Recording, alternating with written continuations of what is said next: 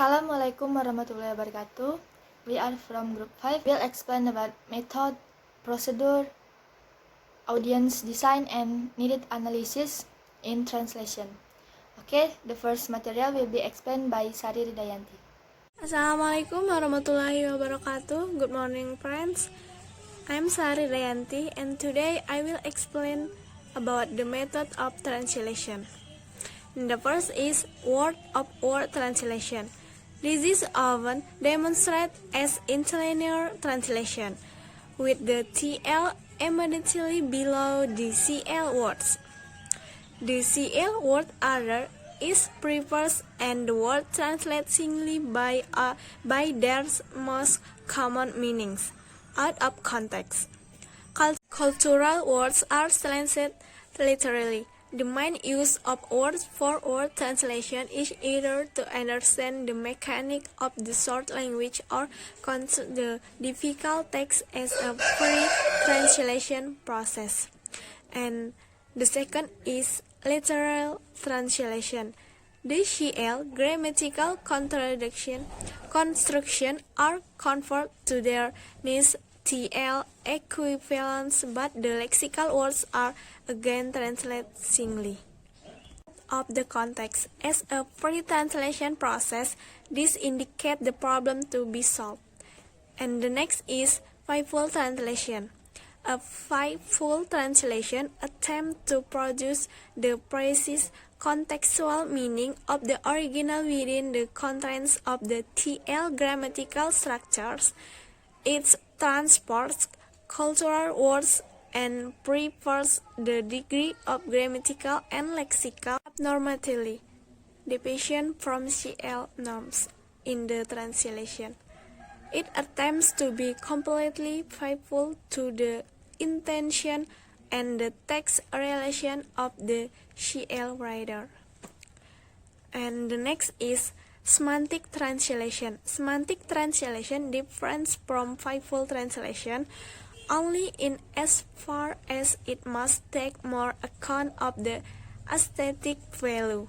That is, the beautiful and natural sounds of the CL text comprising or meaning were apparent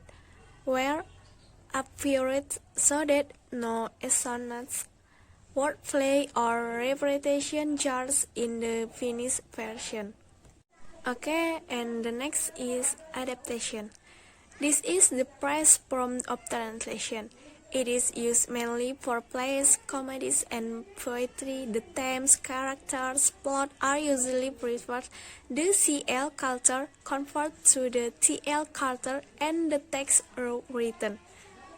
The adorable practice of having a play or film literally translated and then written by an established dramatist or food has produced many for plays. Okay, next is pre-translation. Pre-translation reproduces the matter without the manner, or the content without the form of the original. Usually it is a purpose much longer than the original, so-called interregional translation, often parallax and pretentious and not translation at all. Okay, next is idiomatic translation. Idiomatic translation reproduces the message of the original but tends to the short nuance of meaning by preferring collaboration and idioms where these do not exist in the original. Authorities as diverse as Setakowitz and Stuart Gibbon trend to this form of literally natural translation. Okay, the last of method translation is communicative translation. Communicative translation attempts to render to exact contextual meaning of the original in such a way that both content and the language are readily acceptable and comprehensible to the readership. Okay, I think enough. The next material will be explained by Margareta. Assalamualaikum warahmatullahi wabarakatuh. Okay, next material will be explained by me about procedure in translation. According to Finney and Darvenet in Monday 2001, in page 56 until 58, divide translation into two, namely direct translation and indirect translation. The first is direct translation. Indirect translation have three procedure. The first is borrowing. Borrowing is the translation will only rewrite the source language terms into the translate language without making any modification. This method is used in order to bring the atmosphere of the source language to the target language and overcome the absence of the same term in the target language. Okay, the second is calque or calque. Calque is similar to the borrowing method, but there is a borrowing procedure, but there is a translation process. Foreign terms which are not possessed in the target language are then translate parts. The translation term will later become part of the target language. The third is literal translation. Literal translation seeks to interpret each word in the sentences in the source language and adjust it to the rules of the target language. If with this method the meaning has been conveyed, the translator task has been completed. If the meaning has not been conveyed, it is necessary to apply other methods. Okay, next about indirect translation.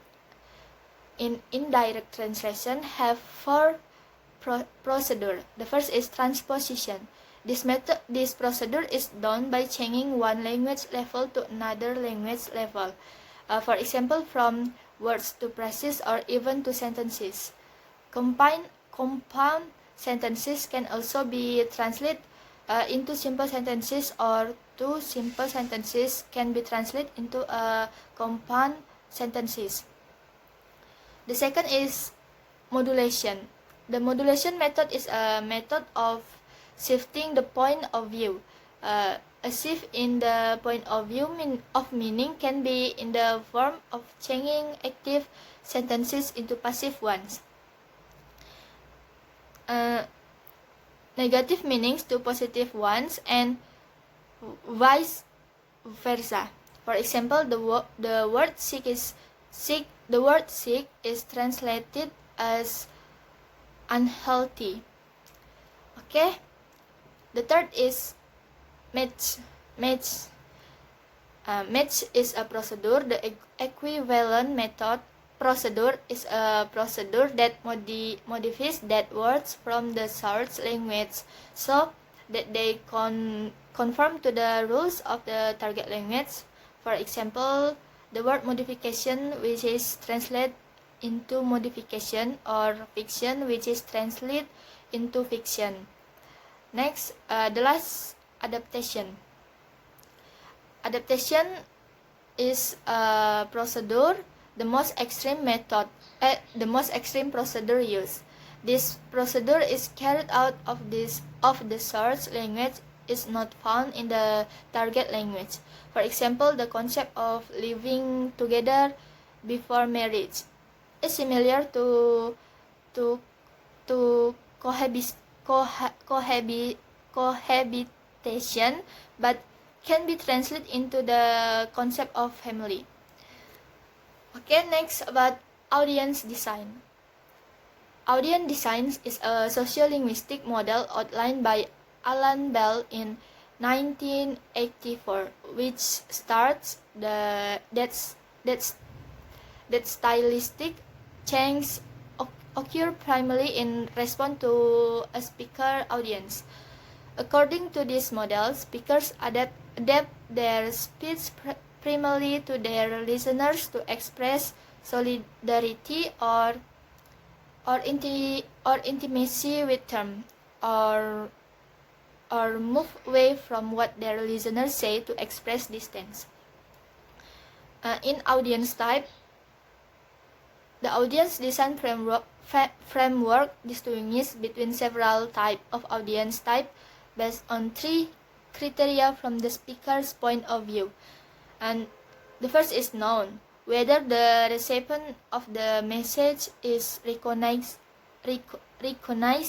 as part of the speech context. The second is red fit. The second is red fit. Red fit is the speaker acknowledge the presence of the listeners in the context of speech. And then address it. Address it is the listener is directly spoken to. And then the impact of audience members on changing a speaker's style is proportional to the degree to which the speaker recognizes and ratifies it. Bell defines the following type of audience. The first is receptions, listeners who are known, reviewed, and greeted. And then auditor, listeners who are directly addressed but are known and reviewed. And then overhearer, an unreviewed listener known to the speaker. And the last eavesdropper, an unreviewed listener who was unaware to the speaker. Okay, next about analysis needed. The analysis needed is needed so that there is no misunderstanding between the translator and the audience. The translator must consider several factors such as the word structure, culture and target language, and etc. Equivalence in translation analysis is always related to the function of the text and translation method. In line with this idea, Hatim and Mason in 1977 suggests one pre-translation step called audience design. There is the procedure to identify the readers of the translation. Okay, I think that's all about our material. Thanks for your attention, and I say wassalamualaikum warahmatullahi wabarakatuh.